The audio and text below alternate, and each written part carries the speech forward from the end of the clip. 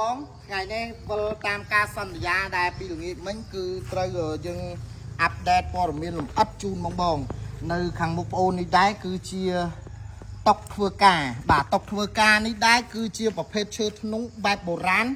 cứ tha bị xe lơ bị xe mình đáy thọp miền tớp tại chuột lơ tì muối cứ đan spawn bong bong ca ra chợ na đan spawn ní bong bong ôn tha chẳng vậy tham bà trăm vậy bị xa tham muối tham vi vậy phi bong bong ai thưa ca cất thấy ai thưa ca dul bàn tha cầm rấtในการធ្វើនឹងគឺប្រប៉ុណ្ណាហើយគេធ្វើមកគឺដាំស្ពាន់មកហើយអានេះកុំច្រឡំថាឆ្លាក់ម៉ាស៊ីនណាបងបងឆ្លាក់ដោយដៃបាទសុំធានាថាឆ្លាក់ដោយដៃ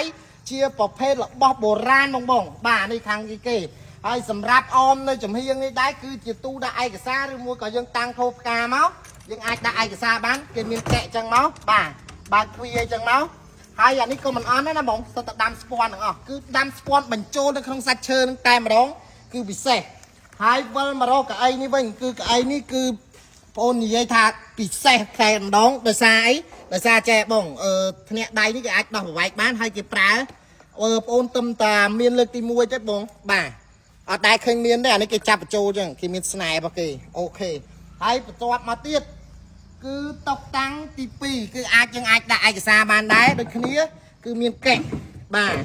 គឺដាំរំលេចដោយស្ពាន់ដូចគ្នាហើយខាងលើគឺរចនាប័ទ្មគឺឆ្លាក់ដូចគ្នាគឺដាំស្ពាន់ដូចគ្នាហើយបងអាចជ្រើសរើសមួយសេតនេះបានគឺសង្ខារមានតែមួយគឺគ្មានពីរទេបងបាទ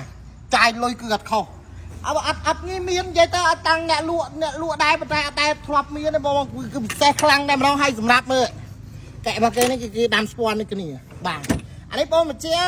របស់ចាស់អត់តន់ទៅទឹកថ្នាំបើសិនជាធ្វើទឹកថ្នាំហើយគឺមានសភាពភ្លឺជាមួយស្ពាន់នេះគឺបើកភ្លើងមកគឺ